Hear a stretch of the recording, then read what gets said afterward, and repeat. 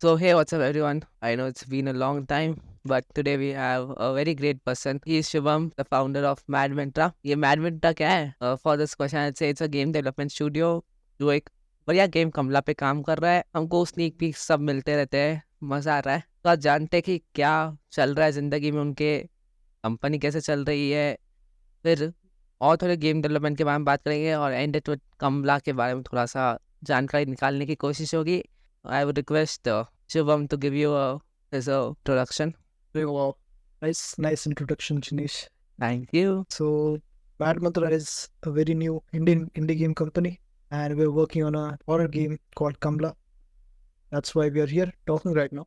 Just a brief intro of yours, like not about the company, you as a person. So, I've been working in the game industry for around like 5 years now, and I always wanted to start my own games. I recently moved to Germany for work, and after coming here, I kind of decided that I still want to work on some Indian games with my friends. And this is how we started Madmanthra Okay. with our designer Prashant. Okay. So, let's give like what was your past working history like? Could we get to know where did you work? Well, and those are really specifics, but I worked for a lot of gaming companies in India, precisely 3 gaming companies in Pune. Okay. About Madmanthra, like how many months it has been happened starting Madmanthra? Madmanthra को शुरू होके देखो. I think it's been around 5 to 6 months, but we have been actively developing for around 5 months. Okay. So Madmanthra, like how did you get this creative name? Oh, I mean, so there is no specific logic behind it. We were really thinking about trying to find a name that sounds Indian, but Okay. also doesn't sound too Indian for the people who are not from India. And mantra is an Indian thing that a lot of gamers know, even if they're not from India. So we just went with that. It Okay. sounded good, so we just kept it. Okay. Like now you actually like when you start a company you have to invest a lump sum amount of money. So what gave you the confidence that okay I should invest in gaming? Like when you are financial taking decisions it's very tough. And Yes.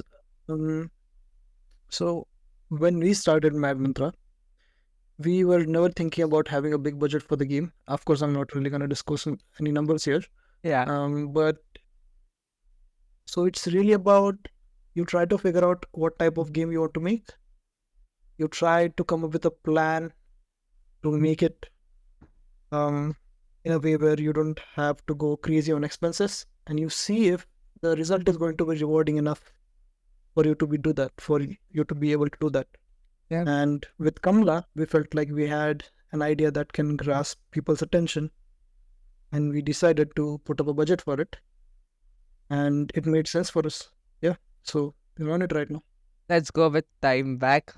From where did your love start for gaming? How did I get into gaming? Is that what you mean? Yeah. So that's a difficult question because I have to go really, really back. So I mean, I'm a typical gamer kid who grew up playing those Mario games in India. Then you are a teenager, then you're playing GT Vice City and stuff. I used to play a lot of Age of Empires with my friends, so that's how I kind of got into a lot of LAN co-op type gaming, and that kept me interested in gaming for a long time because I was playing with other people, not alone. And eventually, I decided to get into game development because, of course, I finished my 12th and I had to take a decision on what to do next. So I decided to join a game college. I can feel you a lot because somewhere I'm in the situation of that. Okay. Yeah. Okay, this is a very tricky question. Like, why did it choose Indian audience? As if you see the basic geographical, financial things, like Indians don't spend a lot of money. Piracy is very common in India. Like those 8-bit CDs, GTA 5 CDs and all you get offline. That is a really good question.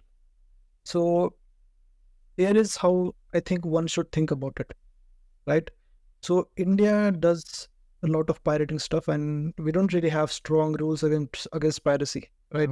Yeah. But look at movies in India. Look at Bollywood. Now, movies can also be pirated very easily.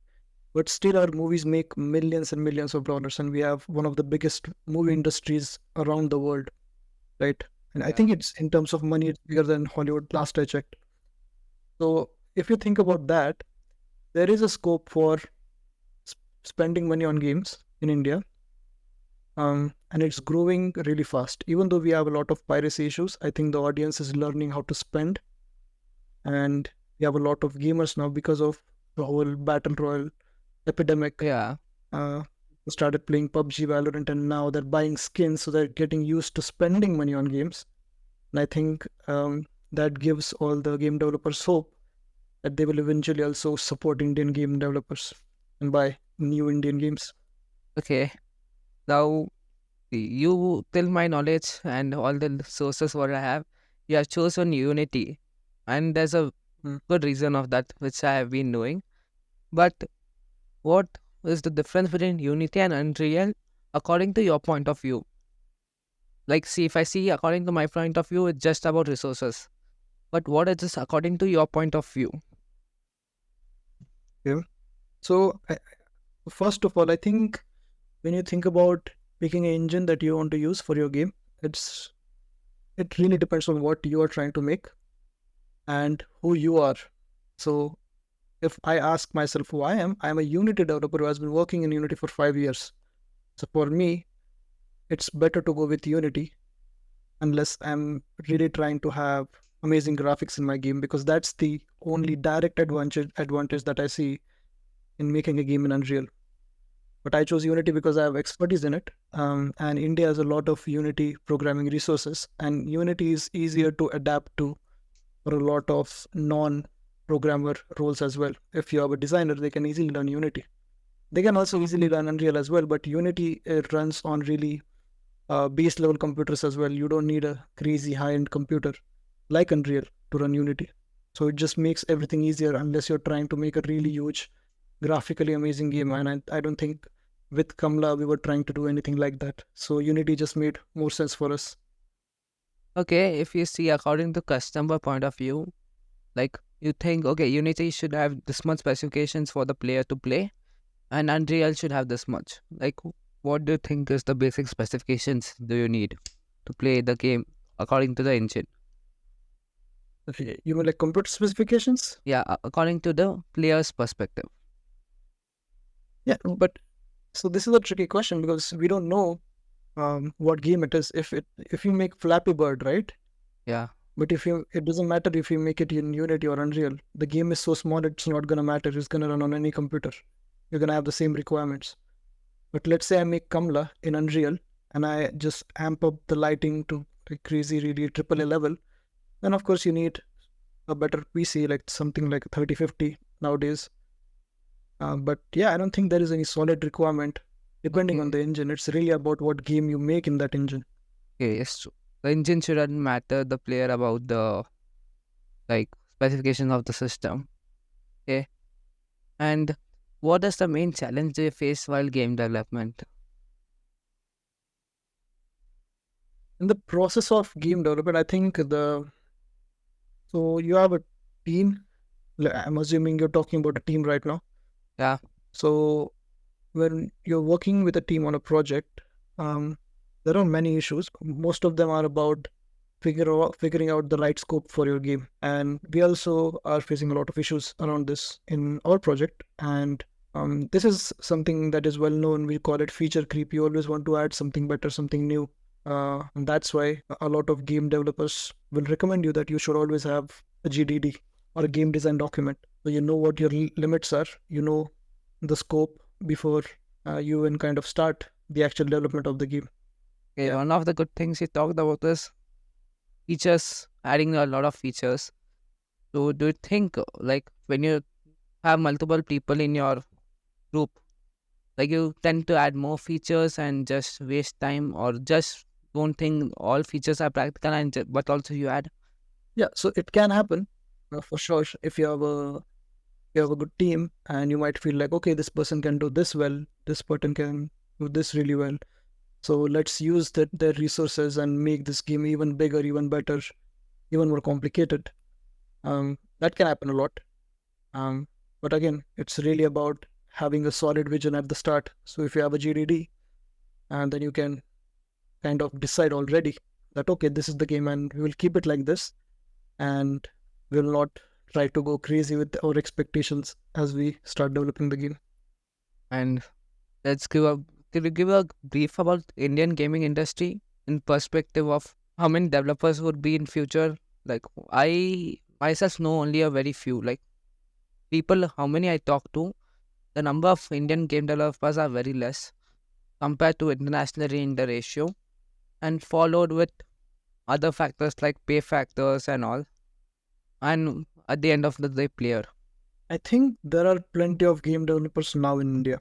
The number is growing every year really fast because you have all these new companies like Gamer to Maker or Outscale. I don't know if you know about these companies, but these companies are trying to train new software developers into gaming, and these companies, as they get bigger, gaming will be valued more, it will be known more, and when games like ours come out, people will be curious about what it is, and that might create interest in a lot of people to try to do something similar.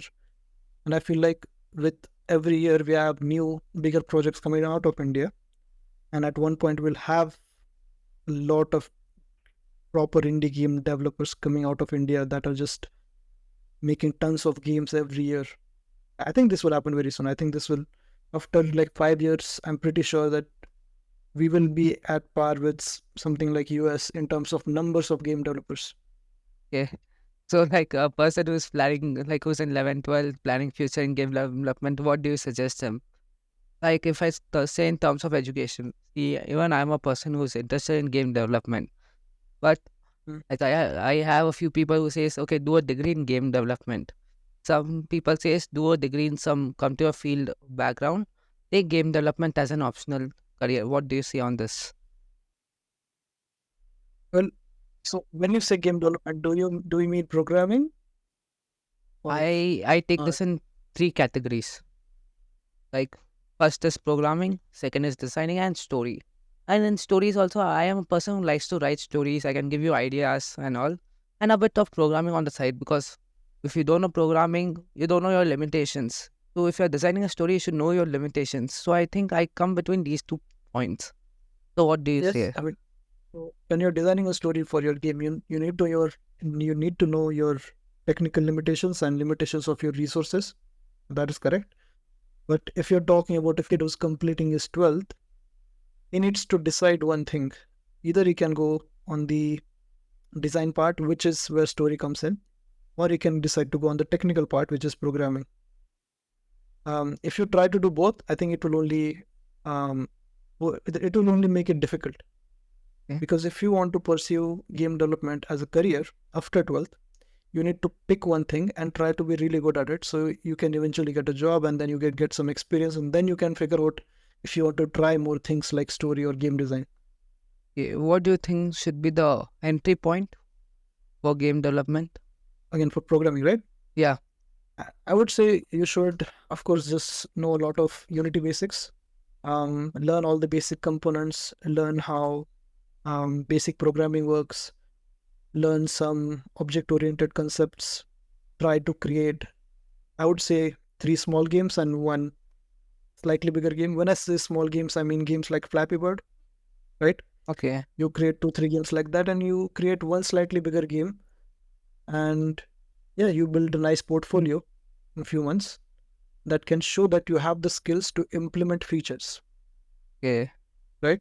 And yeah, then just try to reach out to companies, And and hopefully they like your game. how do you reach out to the companies? I mean, that's Whole that's very simple, massive. right? Like You I Mhm. see three fields. Mass emailing, 90% doesn't works. LinkedIn is for people who are like come at a top level where okay, they are just hiring clicks. And next comes something third platforms, they just like using your college or something. So what right. now I think I go through a college. I get my job. I'm doing. Now how can I go upscale myself in the particular field? Like you don't get so many offers in your So first 5 years. I would say no, that I don't think that is true, because if you look at the requirements of all these companies that are looking for Unity developers, you will find a lot of companies that are hiring. Okay, there are a lot more people that are applying than the jobs that are available. Yeah, Right, that's yeah, the problem you are facing. But the only way to really beat it is having a good portfolio, because not everyone will have a good portfolio. Right, when you're applying for a job, you need to be sure that anyone who opens your resume thinks that your resume is good, even when he looks at 20 other resumes on that day. Right, differentiation. yeah, it should look like, okay, this guy is good. That's where portfolio comes in. Like I told you, like if you have 3 4 games that can talk about your skills, then you're good already. Okay, let's You don't come need to to worry the about it. most interesting part, Kamla. I predict the game will come in March end. If I say logically, last month the first view came out. Now till it's Feb, we are shooting the first week of Feb, so there's no trailer. Mhm. So trailer may come out in Feb, mid of Feb end. So if you are taking in Feb, mid of Feb end, the beta will open somewhere in March, starting first 2 weeks.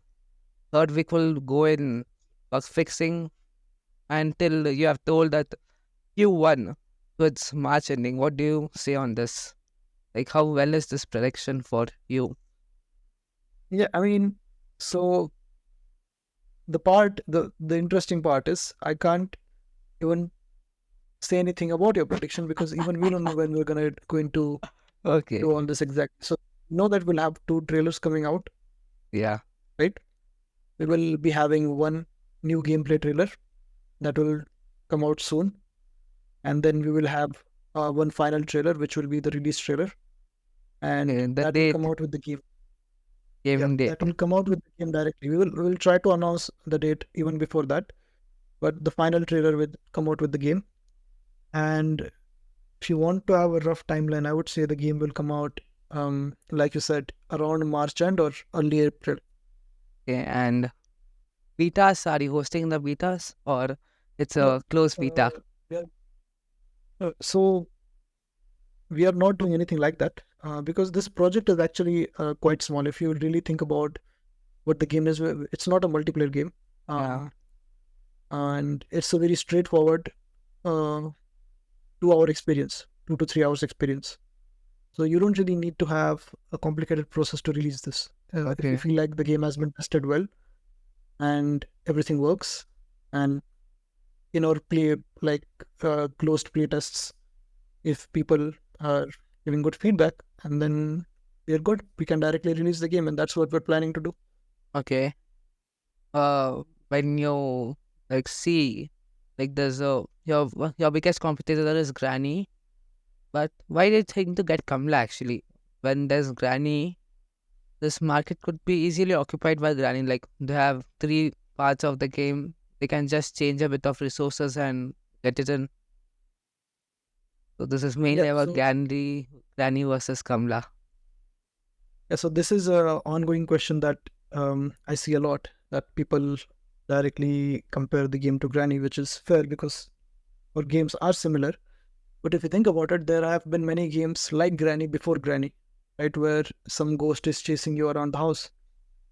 And these games have their own fan base, and that fan base doesn't love just one game, because again, it's not a multiplayer game. The game doesn't keep you hooked in for a month. If you play Granny, you will play it for a few days, and once you complete it, you will be done. If you really like it, you'll play it once or twice more. So there is always scope for doing more stuff like this. But again, our hook is more about having complete Indian feel to the project. Okay. So So what would when be people the from in what would yeah, be the expected game time without if I know all the routes and all? What would be the I expected would game time?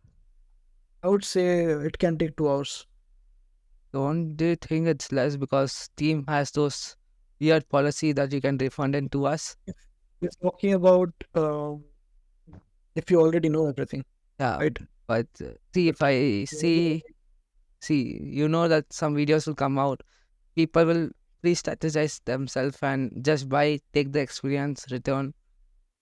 Like I have seen Yeah, people doing that. we So can do that, but we are not really thinking about it. Like, we are not worrying about that really, because if some people want to do that, they can do that. We have already made some things in the game uh, non-scripted, which basically means that you can't just look at someone playing and it won't solve all your problems in the game when you play it. So there are some things like that, like randomization.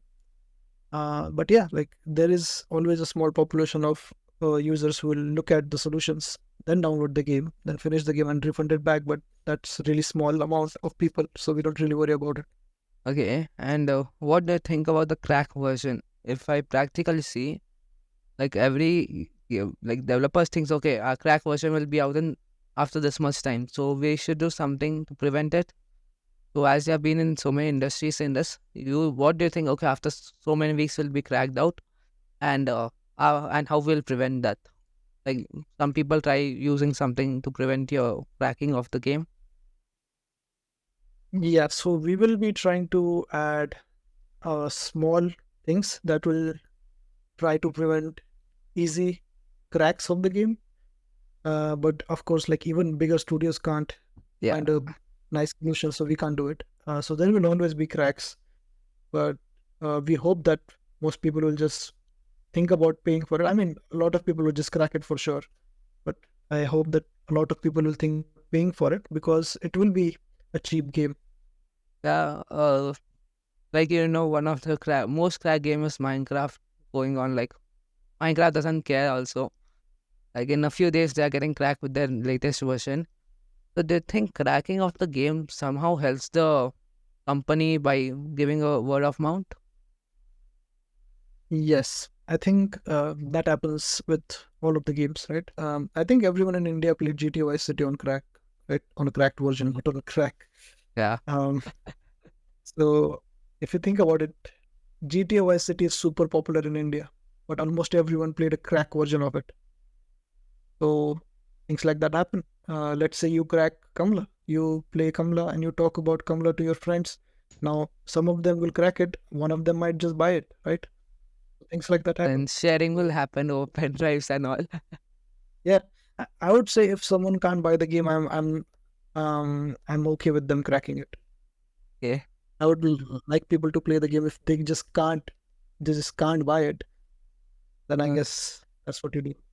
Uh, any closing of the episode by your side? Like what do you give your audience? Um, no man, it's been fun making this game, and of course you're close with our programmer, so you probably get updates about the game, how it's going. Aren't so sir. Okay. Yeah, and but yeah, hopefully people like what we release soon, Yeah. and anyone listening, just go wishlist the game. That's it. Okay. So thank you. Let's wrap the episode for today. It was a great time with Shivam. And let's see when the Yeah. games come out. Bye.